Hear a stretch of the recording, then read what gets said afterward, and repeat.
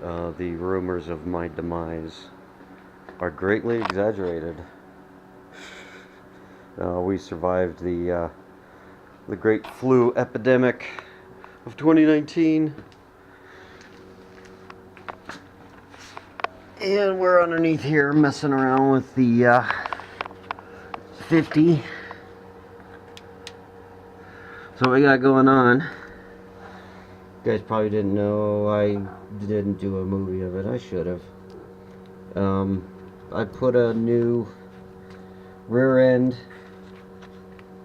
in the old 50 here. That one's a 8.5 inch 10 bolt.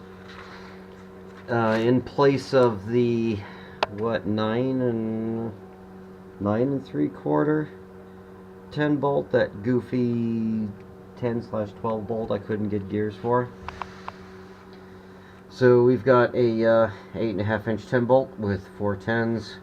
I went ahead and ponied up and put a limited slip in it. So unfortunately it has changed the pinion angle a little bit. So right now we're at about 4 degrees on the drive shaft. So that's a machine surface on the yoke there. So that should be very well in line. And then what I've done is got a socket on the cap of the U-joint that fits in there pretty good, because that's a machine surface, but unfortunately this surface out here is not. So there really isn't a good way at the moment to change this. So if I play with this a little bit,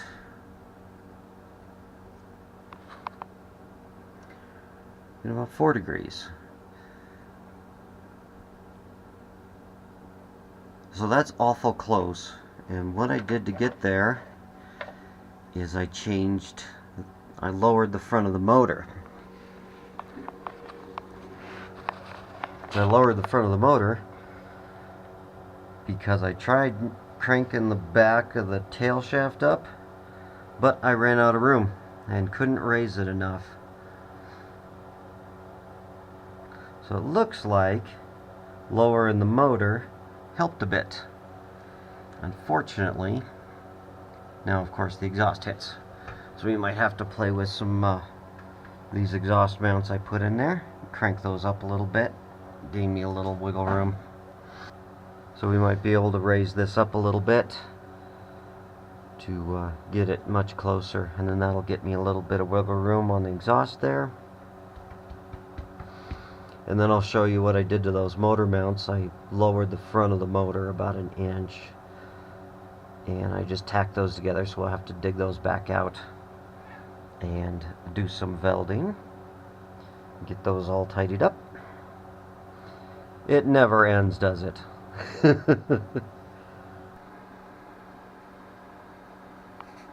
And of course, when you're doing weird stuff, weird things happen. You can see there on the frame, there's like a weld nipple or something. It is barely touching the header, so when I jack the motor up to get those motor mounts out, I will file that down. And then one other little thing, that A-arm bolt, that's touching the header now, so we're going to nibble that down a little bit. Besides that, driver's side clears. I know it looks close, but I can get a piece of cardboard underneath there. Past that header, so everything there looks good. So I think we're good. We'll jack the motor back up, sneak those motor mounts out, and do some welding on those.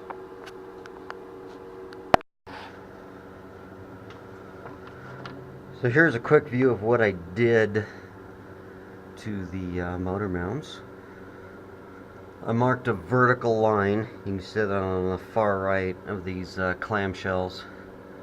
Marked a vertical line while it was mounted, took it out, and then sketched it up on there And I basically lowered the motor an inch. So we're going to sneak in there, sneak those clamshells out, do some final welding again, round out some of the sharp corners, and Bob's your auntie. One modified motor mount for those clamshells. Got the other one done. Got my clearances made.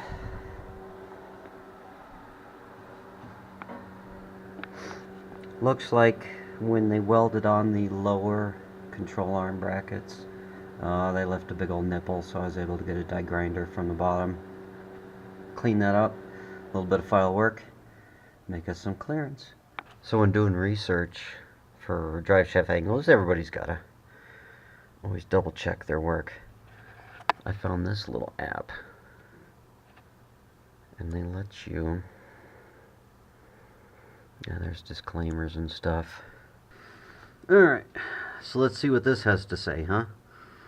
Apparently you plop this on there, set, and set 2 gonna be, yep, you can still see that, drive shaft, set. Now we're gonna go to number 3. Alright, here's number 3. Line that up on there.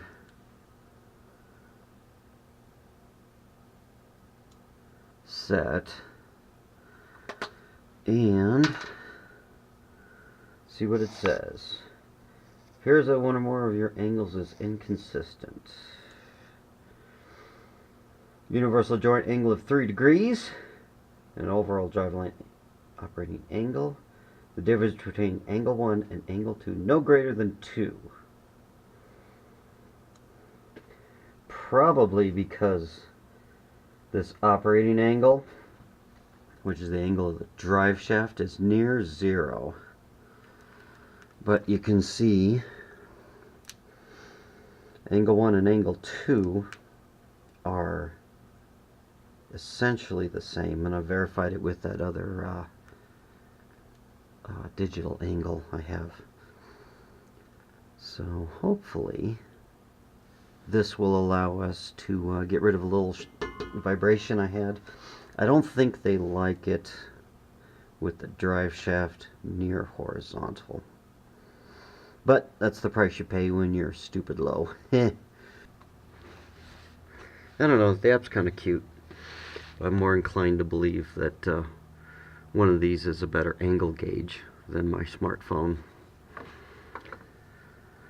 So I'm going to roll with these numbers. That says 4.6. So the angle here and the rear end are parallel, and then the drive shaft just connects the two. So we'll give that a shot. I've got a little bit of room now. If I need to change the shimming to the transmission, so that gained me some wiggle room. And because we raised this up, I get a little bit of wiggle room on my exhaust. So we're going to call that good. Next project is with the transmission. I need to wait for a part to come, and then we'll dig in on that. But I think we're going to call this good, and we will move on to the next little doohickey. So you guys have a glorious winter. Hopefully spring comes soon, and get out of this cold. Laters.